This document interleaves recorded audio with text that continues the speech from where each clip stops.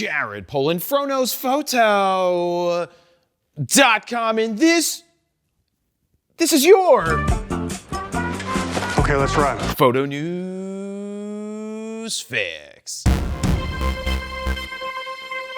If you want to spend $4,999 of my own money on anything you want at Allen's Camera, you might not want to skip this week's plug, because this fix is brought to you by me and the Super Huger Mega Camera giveaway for 2025.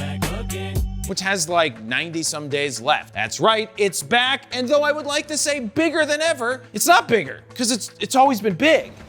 As always, it's free to enter and no purchase is necessary. There's also ways you can score extra entries. One of those is by grabbing any of our custom Lightroom presets at fronosphoto.com/fropack4. Or if you already own them, you already get the extra entries with no questions asked. Grab FroPack 1, 2, 3, 4, or the Grand Slam bundle, which will get you the maxed extra entries. For more information and to enter for free, head on over to bit.ly/megafro25. After last week's Mega Fix, you might be thinking there wouldn't be enough news this week. That sounds right-ish. Well, there is. First up, Zeiss has gotten back into the game with two new mirrorless lenses, the 85-1.4 and 50-1.4. Both of these lenses get the Otus stamp of approval, which I guess meant more back in the DSLR days. Now, speaking of DSLR, these lenses are newly designed specifically for mirrorless cameras, which make them slightly smaller. You can get these lenses in 3 mounts: Sony's E mount, Canon RF mount, and Nikon Z mount. And I don't see the L mount alliance on here at all. I don't know why they're shunning them. You might be saying to yourself, wait, did Canon allow a third-party full-frame lens? Why, yes, they did. Do you want to know why? Sure.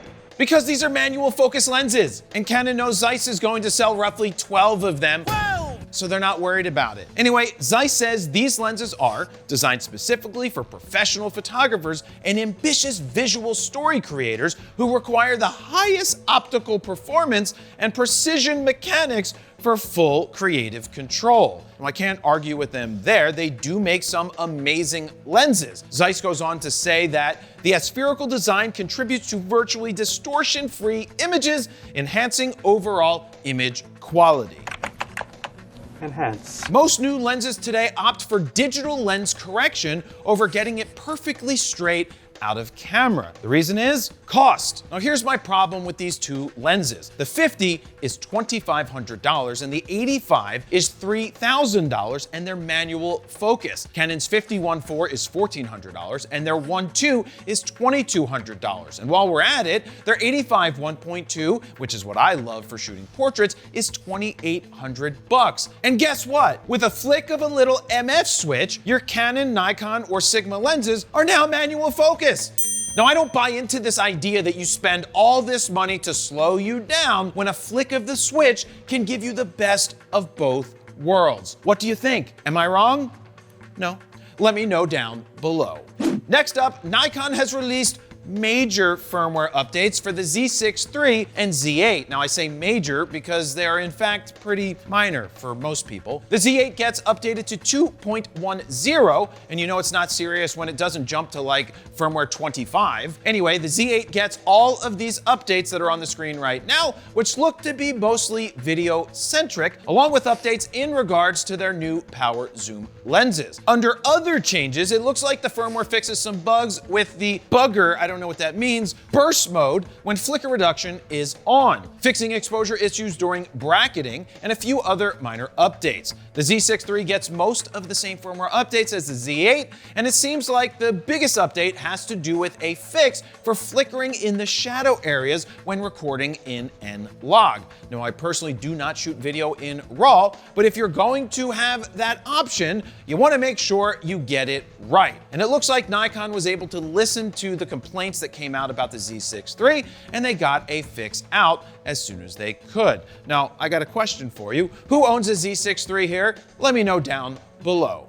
Next up, Viltrox has announced a bunch of new lenses, And I'm gonna talk about 2 of them and an interesting battery accessory that I want to talk about, which is the same as saying that I want to talk about them, which I already said. The first lens is an 85 1.4 that's part of their Pro line, and it's for Sony E-mount, and the second one is their 35 1.2 lab lens for Sony E-mount as well. Now, there wasn't a ton of info released by Viltrox on these lenses, but it's safe to say the Pro line lenses will come in cheaper than the lab line of lenses. Lab is considered to be Viltrox's highest end. I know it's confusing. You would think that would be the Pro line, but no, lab line is it. 35 1.2 lab will be roughly $999, which is half the price of what Sigma's now discontinued 35 1.2 used to be, and I absolutely loved that lens when I started to shoot Sony. Now, speaking of Sigma, their CEO teased out that a newer version 2 of the 35 1.2 FE lens is on the way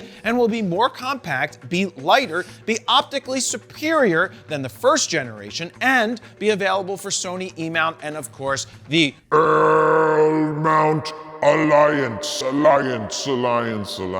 The good news is that Viltrox sent me the Lab 35, and I'm taking it with me to Florida to test alongside Sigma's 300 to 600. And the pretty cool accessory that they're coming out with is a portable battery charger for Canon, Nikon, Fuji, and Sony batteries, but probably not the big ones for Canon, which is what I would like to use. That's what he said. But this thing could be pretty cool to just throw it in your bag, charge a battery up while you're shooting without plugging into a wall.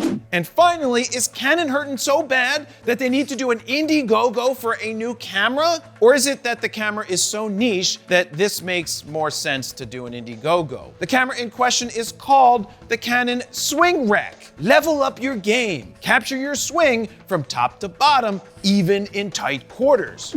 All with hands-free video capture. A golf camera? Honestly, you know what this seems like to me? It seems like Canon was thinking about doing a 360 camera and got pretty far into production and then realized that might not be the best idea to put out, and they scrapped it. But they took the components and came up with this, the Swing Rack. Now here's how it works. It has an ultra-wide lens, like a 360 camera would have 2 of, is AI triggered. No, the dream's the same every night. High quality video at 120 frames per second, which I kind of doubt because of how small the sensor is gonna be. It's portable, it has long battery life, and real-time swing analysis with overlays. Now that seems to be the only cool thing about this, and I guess that it's cheaper than hiring this guy to be your coach. I'm the club pro here, Chubbs Peterson. Personally, I don't golf, but if Canon sent me one of these, I'd take out the clubs, throw on those awesome checkered pants, and head on out to the range and analyze my amazing swing.